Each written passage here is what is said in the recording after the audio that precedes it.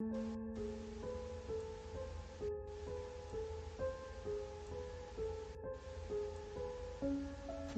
paranormal enthusiasts, to this week's episode of We're Creepin' It Reel, here on the Coast to Coast Entertainment Network, where everyone comes for their paranormal fix. Real people, real stories, in real time. So glad you could join us for some ghostly gab. I'm your host, Eleanor Wagner.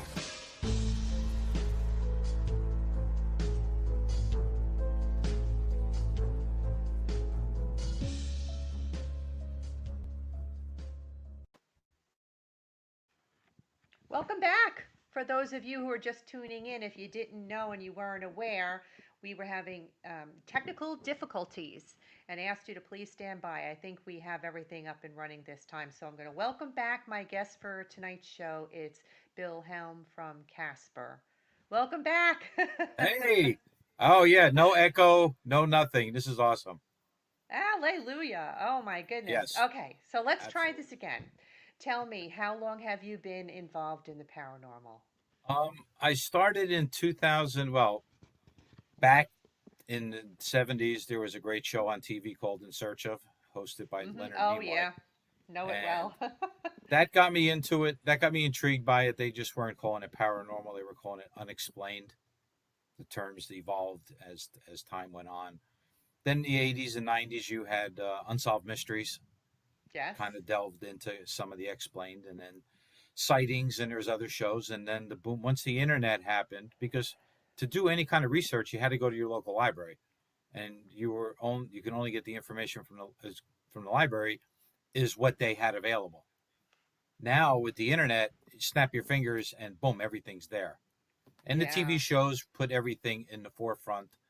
And then then you realize that there was more equipment than just your handheld toted cassette recorder with wired extendable microphones from the beginning of it. And Mm-hmm. then really into it, 2009, I joined a group, found a group in New Jersey called New Jersey Paranormal Group. They were at Highland Lakes outside of Vernon, and I would meet them in Newton, and I drove all the way down to Parsippany, or actually Whippany.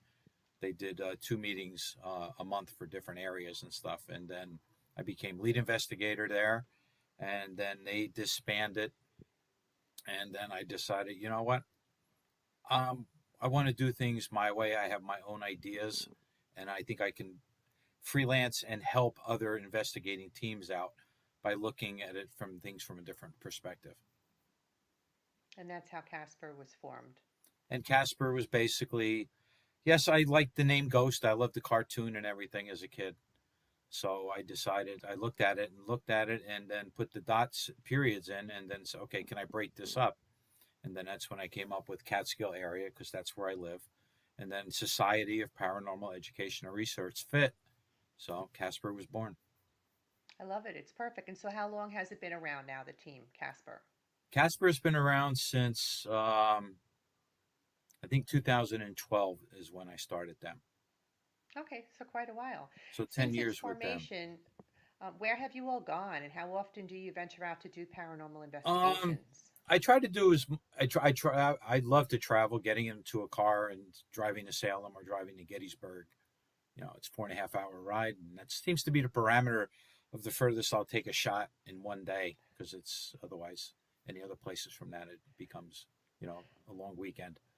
Yeah. Um, but more, I mean, I've done private investigations, which are done totally different than when you're at a public investigation, because you have to remember one thing: when you're done, you leave and go home, and the homeowners stay there.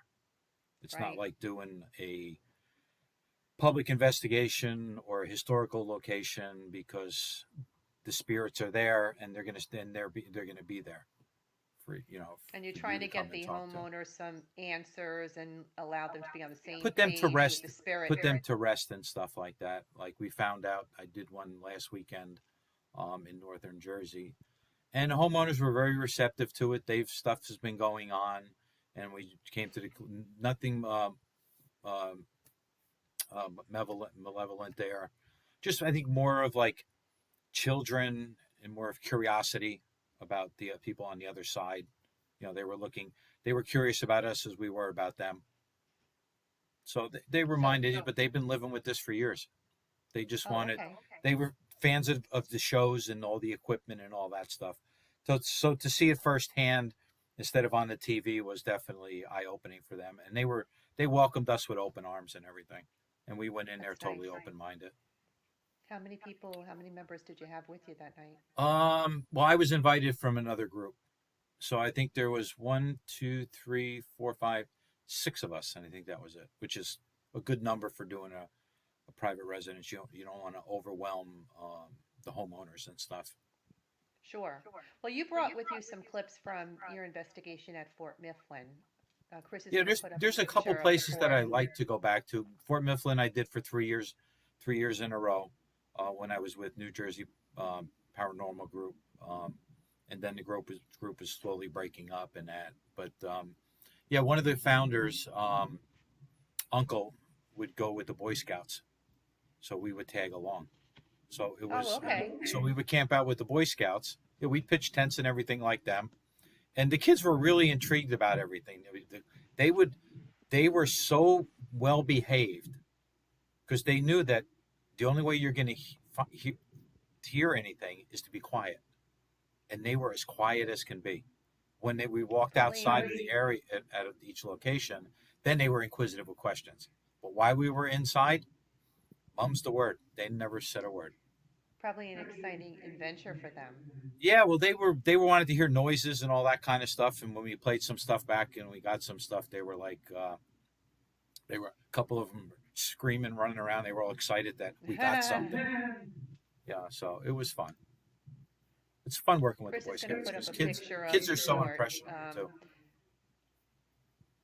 and it's going to be picture credit to the Fort Mifflin website. Fort Mifflin, originally called Fort Island Battery, is also known as Mud Island Fort, was commissioned in 1771 and sits on Mud Island on the Delaware River below Philadelphia, Pennsylvania, near Philadelphia International Airport. During the American Revolutionary War, the British Army bombarded and captured the fort as part of their conquest of Philadelphia in autumn 1777. It housed prisoners during the American Civil War. It's the oldest fort in military use in the United States. Historic preservationists have restored the fort, which is now a National Historic Landmark. So, why don't you go ahead and tell us about what you did while you were there? And the first clip we're going to show is Casemates 543. So, why don't you lead us into that? Okay, this was in Casemate 5. I tagged it 4 and 3 is because we were doing a spirit box session, and we had asked how many spirits were here. Now, me, Dave, and Cynthia were sitting on the bunks, so there was 3 of us in there, and the first number was 4, and then we heard 3. And what happened was Dave's cousin actually stepped into the room, and then when he heard 4, he stepped out, and the spirits replied 3. So they were aware of what was going on. They were trying to answer the question, as best as they could. So that's why there's 2 answers. So when you play it, you'll hear 4 first, and then you'll hear 3. And we found that out afterwards that he stepped into the room and then he stepped out. And then that's why we had 4 and 3. But Casemate 5 there's a lot of bunks in there. It's the furthest casemate by where the chow hall is, and then you walk back and you have little individual ones. Casemate 5 was the biggest, all the way in the back. Okay, Chris, you want to run that clip for us?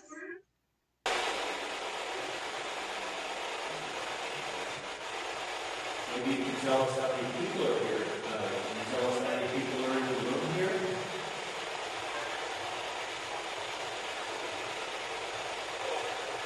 4? That's what it sounded like. We have 4 people in the hallway. How many people are in this room?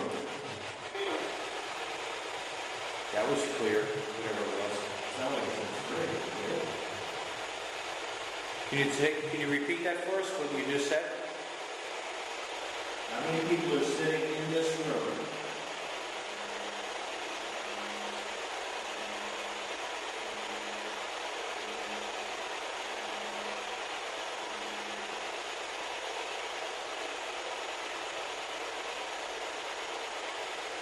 Were you in charge of the ammunition?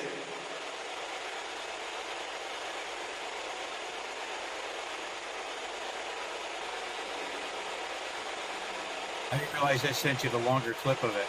You can you Tell can us how many people are here. Can you tell us how many people are in the room here?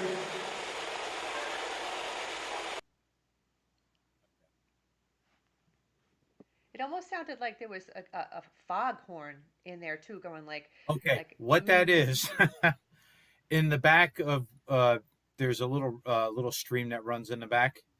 Those were Uh-huh. the bullfrogs, and my God, were they loud! Oh my They goodness. were And loud. I was gonna say it sounded like a frog, but that didn't make sense to me, but that's No, actually what they were. there was a whole bunch. There's like a little moat that runs around the fort, and there's frogs in there, and they get really active at night. Yeah, and you could hear them clear as day. Oh yeah, Sheesh. it's almost like you're trying to in the. If anybody has not been to Fort Mifflin, you have to time your questions because of you're at the tail end of the Philadelphia airport, so you Oh, have and the planes planes taking going off over. and landing. So Yeah. between 11:30 and 5:30 is the best time because the flights get almost knocked down to like maybe 1 an hour. But Oh, after, okay. but you can tell when you don't have to set an alarm clock to wake up in the morning because at 5:30 they're going to start shooting at her like every 15 minutes. So Oh. you have to time your questions as the planes you're going overhead. That's when you start your questions. So you have that moment of silence before the next plane takes off to hopefully get a response. Oh my goodness. It's a fun place. It's the thing I like about it is it's one of the few forts that was actually used during the Civil War and the Revolution. It was And actually you used during say both you've wars. been there three Three times? You've gone times, there three. three years in a row. In fact, the months that I were in May. Oh, okay. I was looking at my DVD box references that I have. Yeah, it was Your number. You have one clip labeled Rhonda. What's that all about? okay. This is an interesting one. This happened in the torpedo room, which is probably the one place that I had more experiences in there than any other um, areas. Um,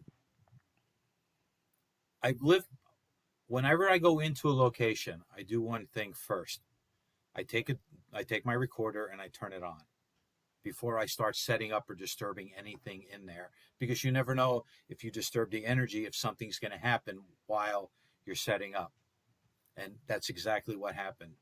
Me and Dave were going in there, and it's like entering a dark room where you're walking in one way, then you're going around. So it's almost like blocking light, but you're blocking sound from the Mm-hmm. explosion so that they could drop torpedoes and shoot them out to the Delaware. Um, we were talking about if my girlfriend at the time would do any kind of of camping and stuff. And I says, no, she's not into camping at all. This is not her thing. So the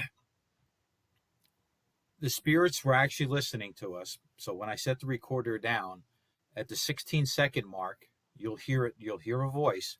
It's clear and clean as day. And you'll hear us in the background not hearing it because we're still setting up equipment. But it's clear And as day. you didn't hear it, but 16 you didn't hear it seconds in until later on. until we got out and then we started doing some playback and then we got back, then we went back in and then that leads to the next clip that you have. So, do we want to listen to Rhonda first or the Yeah. torpedo? All right, so we're going to listen to Rhonda first. Chris, can Yeah, you because put that's that the one one up? that started the whole night off in there. So 16 Gotcha. Okay. seconds in, you'll hear it. You'll hear it and it's clear as day.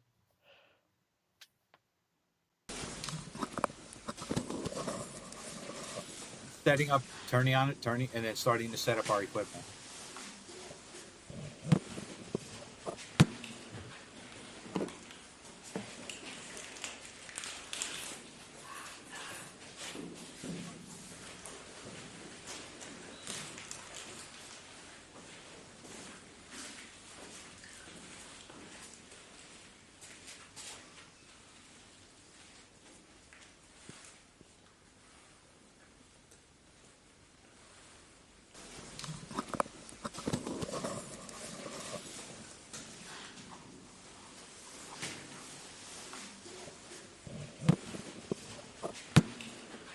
my setup after I turn it on, I don't talk to anybody.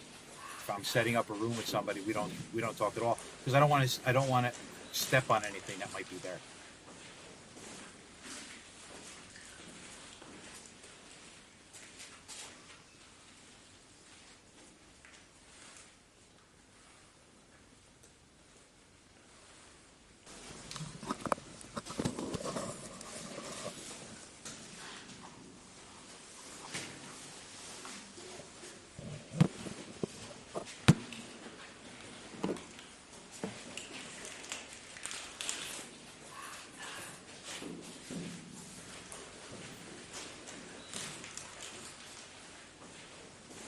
Play must have looped it around the second time. There sounds like from the very, very beginning, then partially in, and even further in. It sounds like a whisper. There sounds like there's more than that one that you're talking about. I think you should go back and listen to it because I almost hear whisper behind everything when you first coming in, and then I hear again something being said. And just before it ended, just now I heard something else. I can't exactly make it out, but it definitely sounds like There is somebody is saying. there is something back there. The same. I think what happened is they probably possibly heard part of our conversation as we were walking in, and said that to us to try to get our attention by repeating what we said. But the next clip, I didn't really point it out. I didn't hear it until afterwards, but it sounds like there's a conversation going on, and we were disturbing what was going on. Now, remember, you and I had a conversation at one point when we said that it really is good to just turn that equipment on right away when you go in because you never know what you might miss. So, so you're saying that the torpedo room clip is the continuation of that Rhonda clip? Yes, it's right after that because then we went out and played it, and we went back in, and there's still noise going on in the background from us doing our thing, but then it sounds like there's a conversation underneath it, and it says, I think it says something, love me, and then it says, I think I can, but you can hear the word love, but it's that same raspy voice, like when they said in the clip with Rhonda. Mm-hmm. It's faint, Okay, but you can hear it. but you can hear it. The Okay, Chris, torpedo you room wanna is go my on that best one? room. I also had an experience in there where I had a whole body drain, where I was just, Oh, really? yeah, we set up the camera and everything, and then I just found my spot against the wall so I could just, find a comfortable spot and not shift and that. And then all of a Sure. sudden, I just got totally drained, lightheaded, and we had Tony Luke's cheesesteak, so I was fine with that. I wasn't like I was, not I ate, so it wasn't anything from that, and Right. I just tilted right over, and then Dave Mm. got me out, and then 20 minutes later, I says, "Okay, we're going back," and he says, "Why?" I says, "Oh, I have issues right now with something in there, and I want to know what it Mm. is because I was mad, and then nothing. It's like whatever did it to me left me alone because never did anything after that. But it was just weird that I just got that lightheaded and totally imbalanced. Something similar happened to Joe Cahill when we went to Burnbrae Mansion in August. He was actually there, and we were walking the grounds when we first started out, and went into the building and scouted the rooms out and the whole area. And the next thing you know, he starts getting this migraine headache so severe that it debilitated him for Yeah, the entire night. And he said, for whatever reason, they just didn't want him there that night. I mean, now he's determined to go back again of course, because understand 100%. he never got to go in and do the investigation that night because he was so Which um, which room was he by? down. Which We room had was he gone by? through the entire mansion. It was he'd walked every single room, but it was pretty much where he started to get sick was on the second floor near that unveiled room, that new unveiled room that they did not too long ago. Yeah, The yeah, room you yeah. stayed in. You didn't you I, stay in that room? I, Yeah. I slept in that room. Yeah, Yeah, because that was that's where right we across started. from the attic, which is Yes. which is all the activity. Yes, and so he started to get really sick, and he literally had to go lay down with a cold compress in his room because it was that bad. Yeah. So I know what you're talking about, but Yeah, it makes energy you want to drain go is back even that's the more. first time it's ever happened to me.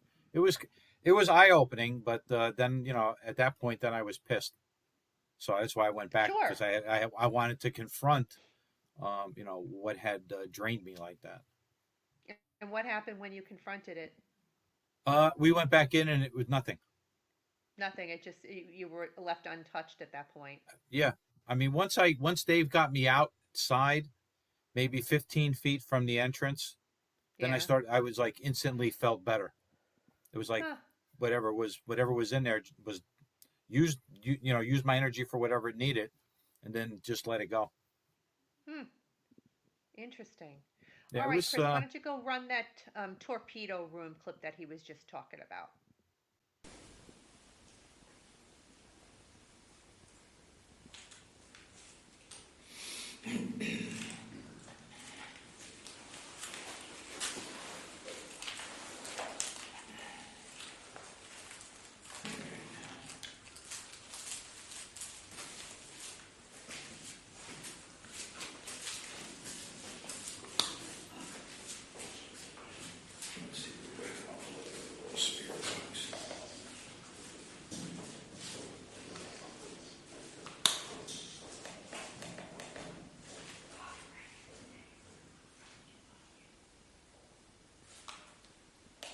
Hear it? Yep. That's not the first time I heard it, though. I heard something in the very beginning again. Well, we know Yeah, you're here. Whisper. yeah, because it said love me. Then it says I think I can.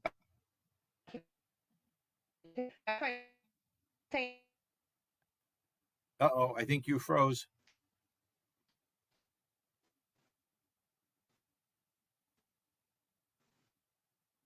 Uh-oh. Oh, there you are. Now you're back. Yeah, you froze for a bit. Yeah. Did I? Yeah. I didn't even notice it from this end. I was talking to you. Yeah, you can hear it say love me, and then a little bit later it says I think I can. But that love me What do you part think is like that's all about?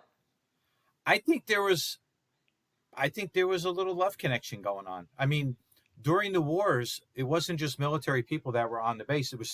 They had civilians in there too, protecting them from the battle, and they were probably probably when they were in there, okay, yeah, you can stay here, but you're going to work.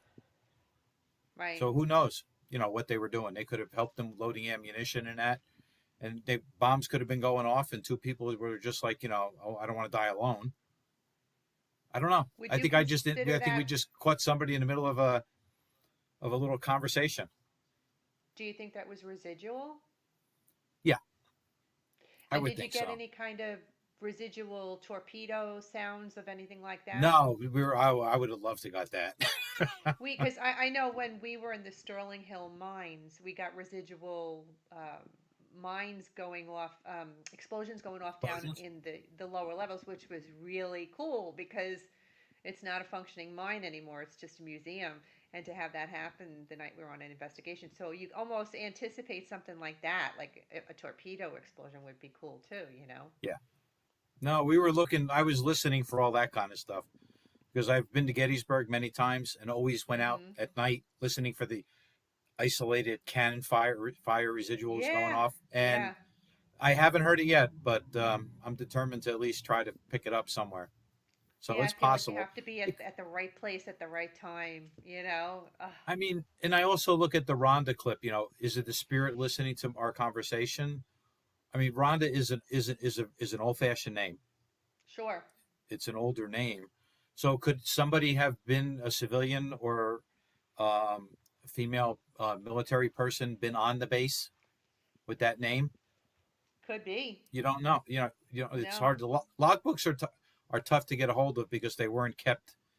You know, the military side, yes, but the civilian sides, no. It's just everybody, runs in there for protection and stuff. It'd be nice if you could have like a manifest of some sort Yeah, to, Yeah, that I like when you have something like that to compare to, and then you get blown away with names being on there that you've come up with in in an investigation. That's really cool when it Yeah, happens. Well, I know that you've been to the Burlington prison as well. Chris is going to put up a yeah. picture of the prison, and we'll give that picture credit to the Burlington prison website and Rick Byrne, who took the photo. This imposing stone structure was completed in 1811. The exterior hasn't changed much. The massive front door is original. The interior is pretty ominous looking. The prison was a functioning one all the way up until 1965. Originally meant to house 40 prisoners, by the time it closed, it held over 100. Overcrowded conditions required a larger prison to be erected. This old building was opened as a museum in 1966, with major renovations completed in 2001. Bill, can you tell the listening audience a little bit about the background on the jail, the executions, and so on and so forth, if there were any? Uh, well, there was a. God, I'm trying to remember. I know the warden was not liked. It was a debtor's prison. So a lot of people, that owed money and stuff like that that couldn't pay it wind up going to jail. Which I still try to figure that out. If they're in jail, how do they pay their bills? Yeah, There's no really. money coming in. I never understood that. Um, I mean, it's interesting because most places you're going to think solitary is going to be in the basement in the dungeon area, where here it's up on the second floor in the middle Oh, okay. with Really? a yeah. Solitary is it's interesting. It's in the center of the top floor, double double doors. So you have a little entry, one door to go in. There's a little table there, and then the one that's in there. But the probably the most inhumane thing in there is the way that those people were treated in solitary. There's a big giant eye ring in concrete in the center of the floor with a chain. So they were literally chained to that ring with on their ankle and stuff. I mean, it's like you know, it's unfathomable how we actually did that as human beings to each other. Mm, But yeah. I know there was a death in the prison itself, especially in the rear courtyard as you walk out. On the far left hand corner, there's a tree, and it's I forget the name. I did a dowsing rod session there um, with my friend Marcy, and we were getting all kinds of stuff in that. And then over by the hang,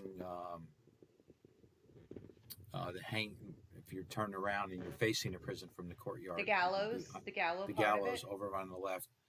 Yeah, we were. It's. I think there was like an imaginary line where the prisoners could not cross because we had EMF readings that were off the charts. And the minute I got to this stone gravel walkway and got past that, it like went to zero. It's like it started to count down. So it's like the prisoners weren't. That's where the guards were stayed, and the prisoners were on the other side, and they weren't. They did not cross anywhere where they were not allowed to walk. It was weird. We were doing the experiment all night. I was doing that with Marcy and Rick Moschella from New Mm-hmm. Jersey Paranormal Project. Yep.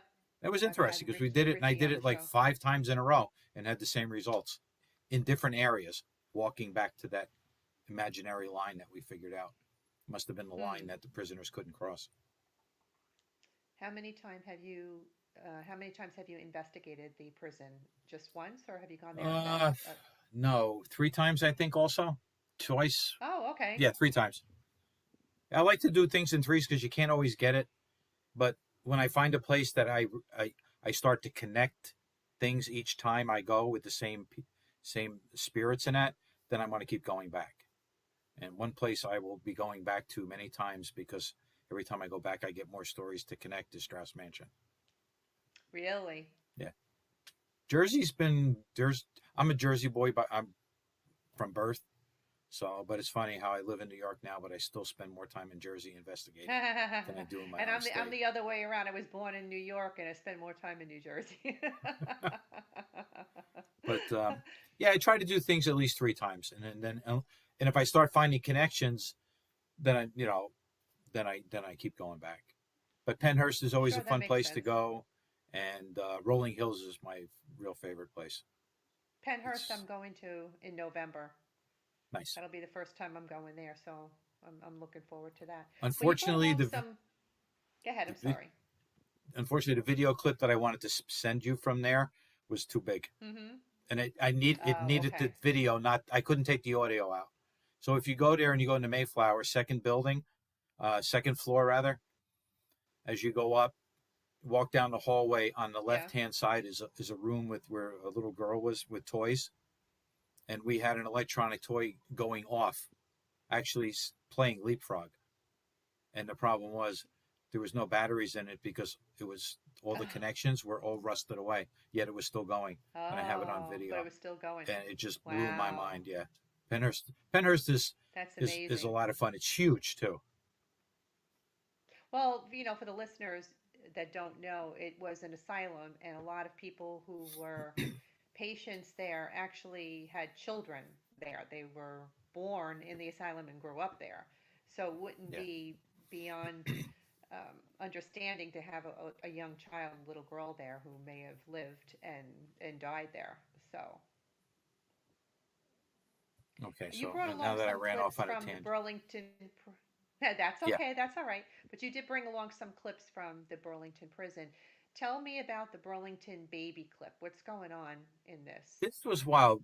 Me and Dave were walking on the second floor from one end, uh, from the opposite side of where the warden stayed. So we were walking from, if you're looking at the front of the building, we were walking from the left to the right, and we didn't hear it until playback.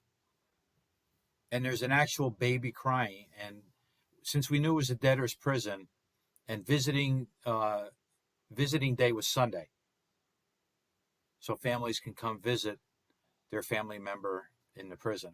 And I think it was time to go, and this little child just didn't want to leave daddy Oh, and that's made so itself sad. known. Because we're You walking want, and you can hear us walking, and we don't and say a word. no idea, We had no no idea. idea until we played it back. And you think that that was residual? Yeah, I would, because the prison's closed now and it's a museum. So yeah, I would say it would have to be, I would think, residual. And it's something Yeah, that happened on the second floor, so that's where solitary is too. right. All right, why don't you run that clip, Chris? It's the Burlington baby clip. Did you die in this prison? No, this is not it, right? No. No, this is not the clip. It's called the Burlington baby clip, and it's a video, right?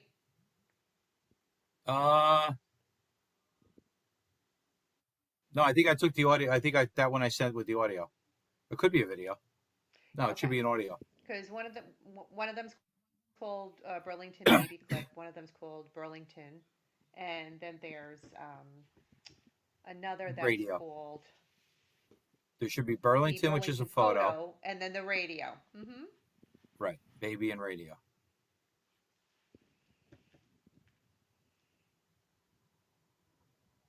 Here we go.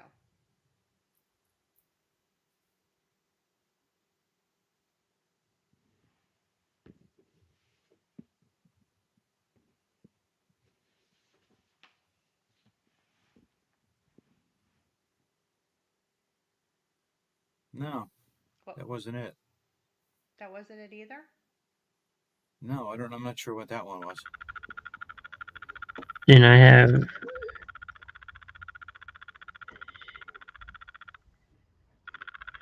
the Burlington audio. Right. It just says Yeah, there was audio. Burlington. What?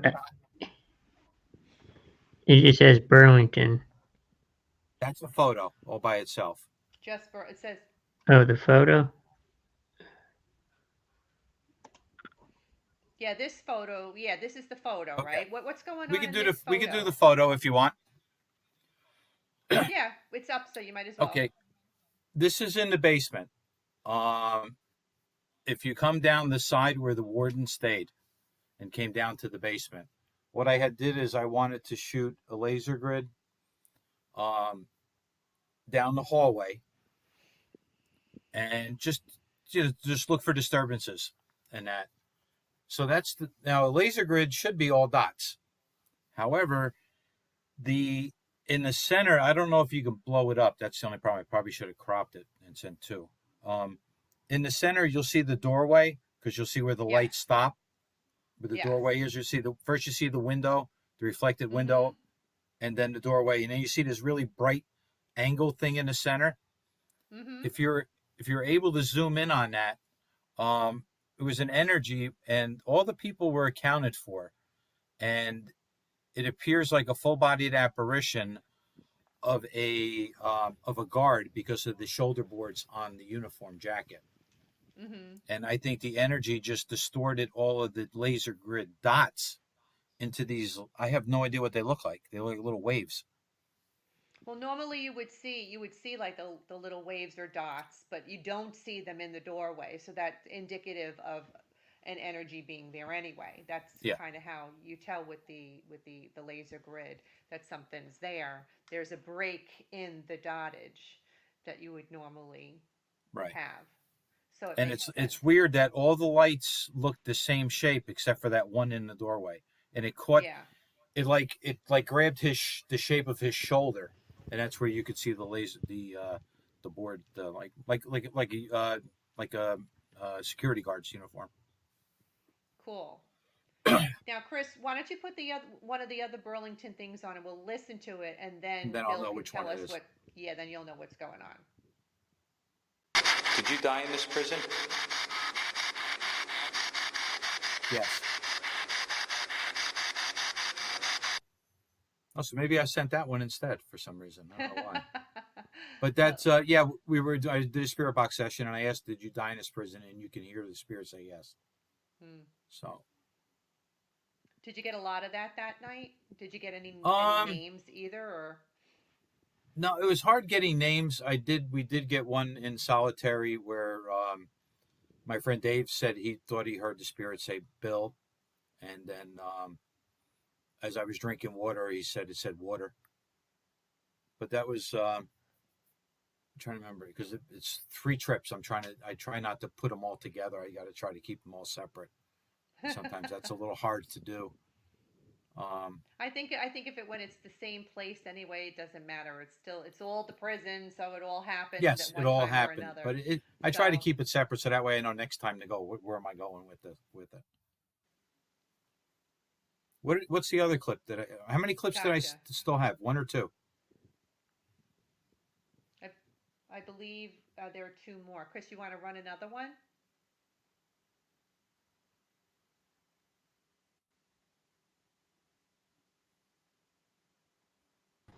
What was that? You were cutting in and out. What?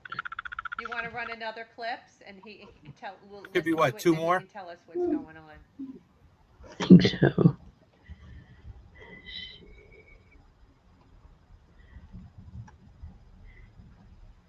I think I have all the clips.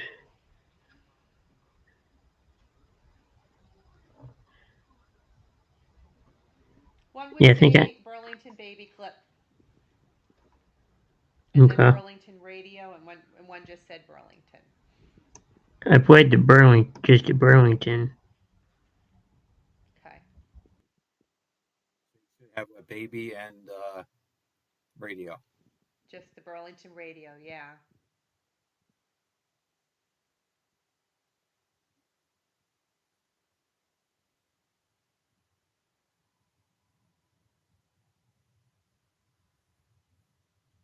This is what doesn't seem to come through, whatever. Do you know what this is, Bill?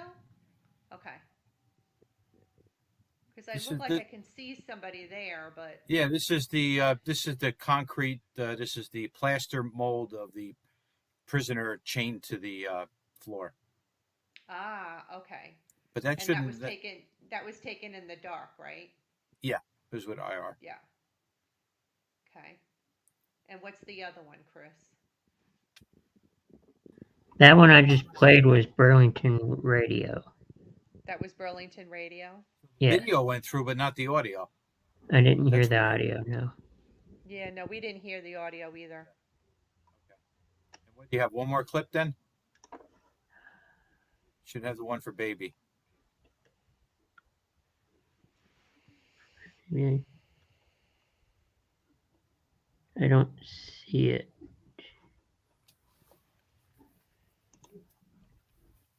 Eleanor, you got 3 emails, right? I don't remember. I don't remember if I got three or not. I think I told you which ones I got.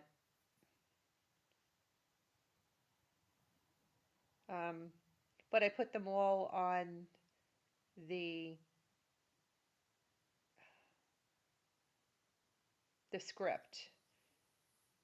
Okay. Now, which ones did you say that you played, Chris? If you go through the messenger, I have them all three on there. Burlington baby clip and Burlington audio, and then the Burlington photo, and the radio was the one that I sent you via. Yeah. What happened in the radio one? It was the one that played but didn't have the audio in the background. That was the one that you just played that didn't have the Yeah. audio. So I But got you can't the locate the baby clip. no. Which would you say, out of all the investigations that you've done so far, Bill, were the ones that you liked the most, that really were the ones that stick out in your mind as, oh man, that was really great. I love that one. Um, ooh, that's tough. I mean, just to pick one, I couldn't pick one. It'd be a few that I still want to go back to. Um, Rolling Hills Shadow Hallway. I had a ball bounce toward me from one end to the other end of the hall, coming at me from Was the it an famous. actual ball or was it a ghostly ball? No, you heard it. No, you heard it bouncing and then rolling, and you could hear it Oh as it was wow. getting louder. It was coming towards you. There's one hallway. It's the back of the solarium. If you're in front, if you find the solarium, put your back to it. Stare down the hallway. There's the famous audio. There's this famous video clip of a shadow figure walking down the stairs. So that's what I was focusing on, was to see if I can get Mm-hmm. that spirit in camera. And no, didn't get that, but got the bouncing ball, and I think I dropped a couple colorful words at that point because I wasn't expecting it. Expletives. Yeah, I yeah, I imagine I would have had would to have get too. bleeped. I would have had to get bleeped. It would have been an Amy Allen moment where raw emotion and Uh, beeps. That, and then one place I've just been once. I mean, obviously Penn, in that, but there's one place I've only been once, and I want to go back, and that's White Hill in Fieldsboro, New Jersey. White Hill. Where's that located? Oh, okay. Fieldsboro. I think White Hill or What Whitehall. happened? Um, we did it. We did a digital séance with Sam Balatrusis in the Speakeasy, which was the basement, and there was underground tunnels that were filled in. So when it got raided during prohibition, people can escape out of it.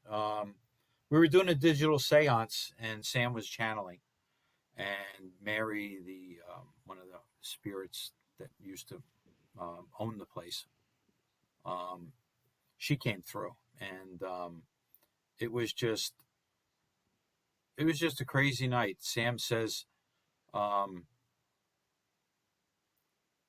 what did he say? Oh, he says, I see. And I'm not a fan of cell phone cameras because of the delay, for orbs and stuff like that. I like a nice digital SLR. But this happened to be handy, and it was in my hand. And then Sam was in one corner, and he says, I see two red eyes. I took a picture, nothing. I took just a random picture before he even said that. And that was at 8:19. He said, I see two red eyes. And then when I took another picture, it happened to be at 8:20, and the two red eyes were right next to him. And then I took another picture, Mm. and they were gone. And just the feeling down there in the basement, like there was something going on, and I think there was a little bit of foul play because Oh, the okay. Sam was doing the channeling, but we were doing an Estes, so we were asking questions and getting answers Mm-hmm. with the What do you headphones think on. And the red eyes were? What was that? Do you I think? don't know. We figured out there's an entity there that's, I would say, dark, not evil, because that people dissociate when they hear dark. Oh, it's evil. No, I just think it's just the dark energy, just the dark energy there, just making sure that everybody's stays out per se, like the protector. Mm-hmm. I'd probably have to go back and listen to the audio and stuff again and the video, but it was an awesome night. But the one place I've been back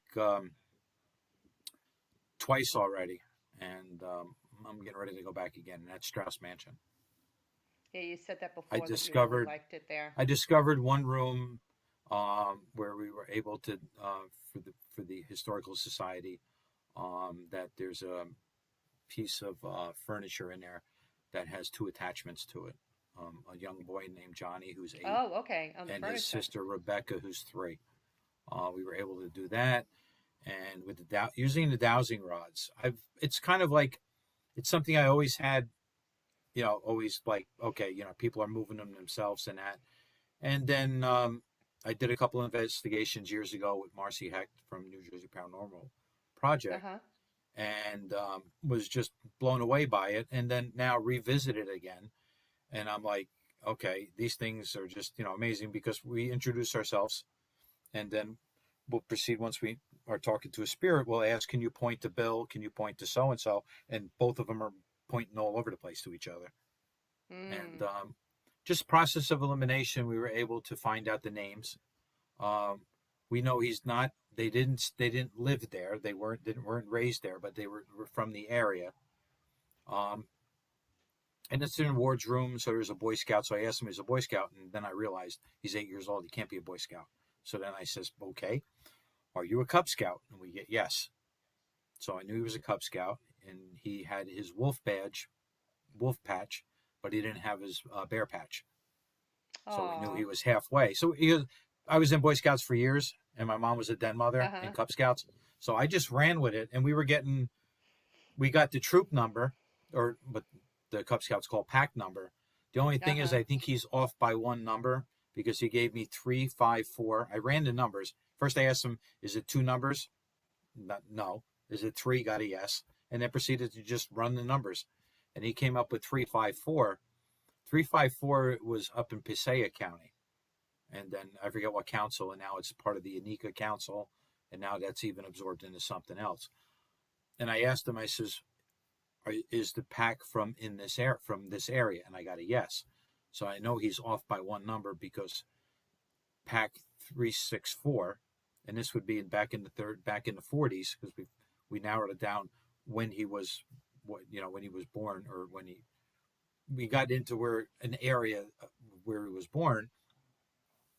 And then we asked him, and I did a little research on it, because that's one thing I love to do, is connect the dots, and research is a great tool for that. Mm-hmm. Sure.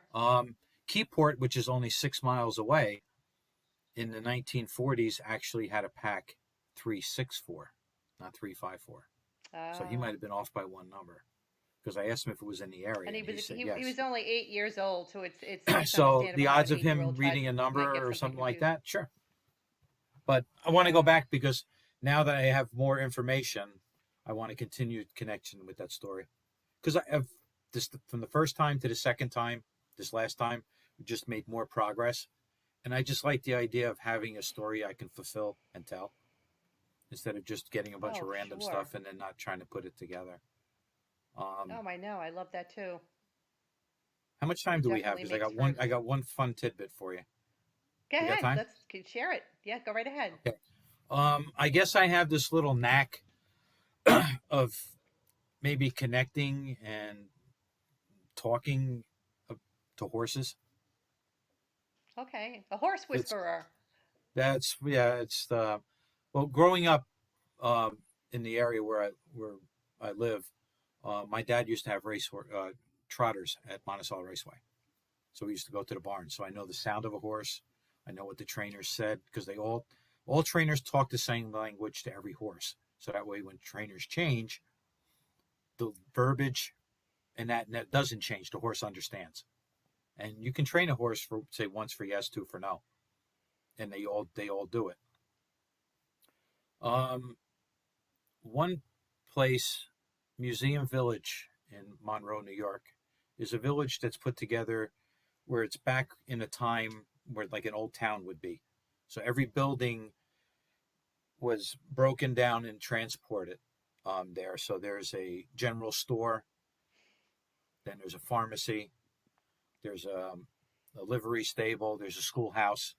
None of them are related to any same time period, but it's just what a village would look like back in the day. The only building that came over in one piece that's old is there's a building that came from West Point.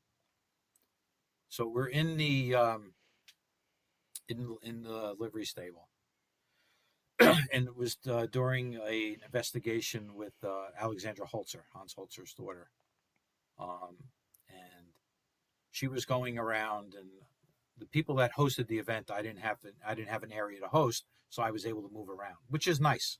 I'd like to do that once in a while, help them host an area, but then I like to do my own thing too. It's more fun. So when we got there, that was her stop. She rotated to 4 places. So I got lucky. Timing is everything. And we started asking questions, and I'm hearing clomps, like a horse clomp. And I says, okay. So we're starting to get it, and we hear it back in one certain corner. So then I'm like, okay. So I go right into, not really takeover, but Alexandra knew I knew about horses. So she says, okay, go with it. So we started, I says, well, they used to train the horses. So I started asking yes and no questions to getting 1 clomp and 2 clomp. And the one girl that was with the museum had to be there because of the old carriages, the horse carriages. They're fragile. They don't want anybody messing with them. She says, oh, there's a headstone in the corner where the noises are coming from. I'm like, what the hell's a headstone doing here? She says, it's Hambletonian's headstone. And I'm like, okay, I know. And Alexandra looks at me, and I says, yeah, it's a horse. And she says, okay, keep going. So we start communicating with Hambletonian. And we're getting once and yes and 2 for no's.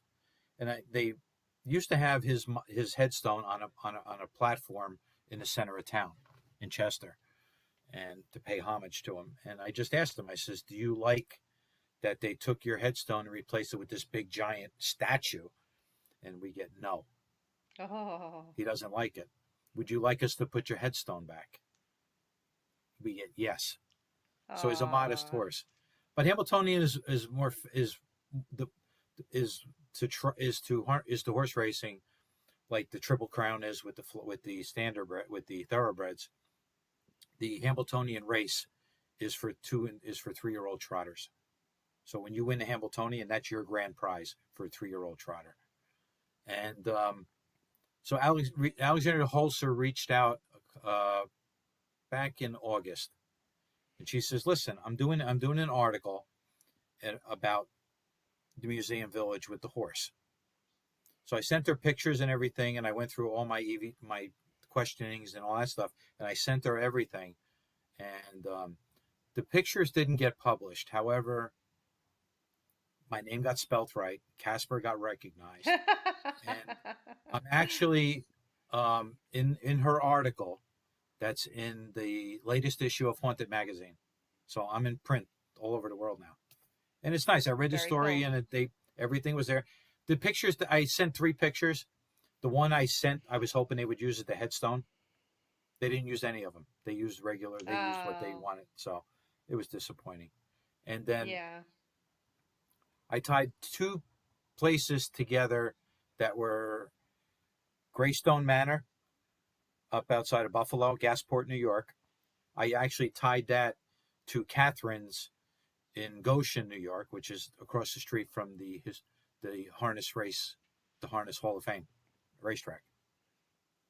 Because I found out that the guy that used to hang out in that place, I forget what it was called before Catherine's, Purdy was his last name, actually bought a horse from Curtis Root up at Greystone Manor.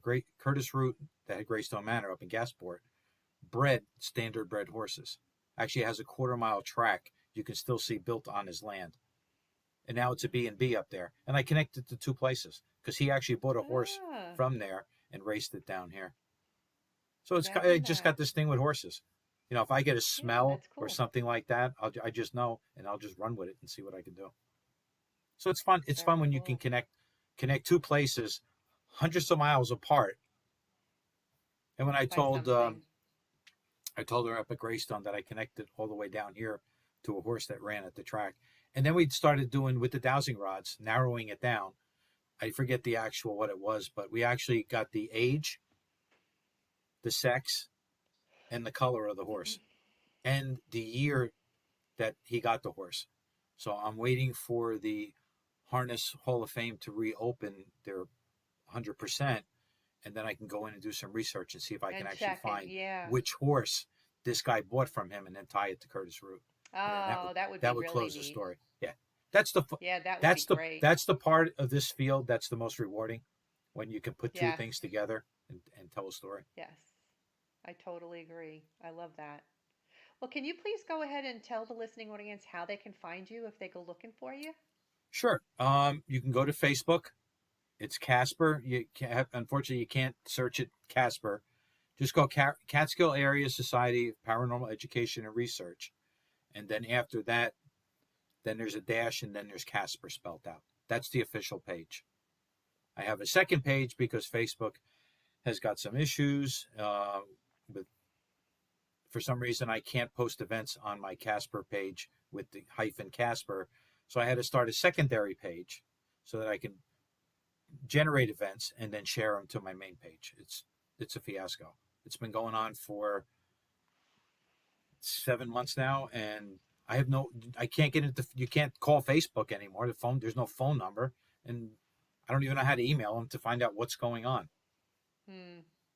It's bizarre. Frustrating. Yeah, Frustrating. it is. But I had to do what I had to do. What's the second event page called? Well, no, it's just another page, just Casper without Catskill Area without the word Casper. That one Gotcha. don't like. I even have a disclaimer on there. Do not like this page. This is for generating events only. And you go to the main page. Gotcha. Well, this has been a very fun interview. I thank you so much for coming on this evening. You're definitely a very thank you for having adventurous me. paranormal investigator. And I wish you well Thank on you. all your future investigations. Oh, Thanks maybe for we can joining team me. up and do something too. I'd like that. Definitely. We'll keep in touch. Will do. Thanks for having me. I appreciate it. And thank you, Techie Chris, too. We couldn't do it without you. Yes, Chris. Awesome job. Especially with all the technical difficulties. If you liked listening to this week's episode and you're into all things paranormal, check out my other show, Eleanor Wagner's Strange and Scary World podcast, out of the Paranormal UK radio network, which is available wherever you get your podcasts. If any of you are interested in reading any of my books, you can find the links to them on my website, authoreleanorwagner.com. I write about the history of the town and location, add the paranormal story to the mix, and finish it all off with photos and evidence. And if you're looking for some protection from ghostly attachments, the Lady Ghostbuster Unisex Bracelet is the perfect thing. This gorgeous protective gemstone bracelet with sterling silver ghost charm is the perfect fix. Offered in a collaboration with Zen Jewels by Zen Jen, you can find the link for this gorgeous piece at my website, authoreleanorwagner.com, under the Merchandise tab. Don't go into a haunted building unprotected. Arm yourself with the Lady Ghostbuster Bracelet by Zen Jewels. Viewers, tune in on Thursday, October 13th, when I have some ghostly gab going on with Chris and Jenny Sumner from the Soul Sisters Paranormal Team at 8 p.m. Eastern Standard Time. Hope you'll join us. Good night, everybody. I hope you've enjoyed this little journey down my own personal nightmare alley. If you're one of those people who experiences the paranormal and has stories of your own you've been filing away over the years, I want to hear about them. And if you're a part of a paranormal investigative team, even better. I'd love to have you on my show. Got a questionable photo? Send it in. Would love to have an open discussion here amongst the professionals. Reach out to me at authoreleanorwagner@gmail.com. Enjoy our soundtrack music, Headless Horseman by Alexander Nakarada, promoted by freestockmusic.com. And remember, no ghost story is better than a real-life ghost story. Until we meet again, make sure you're creeping it real.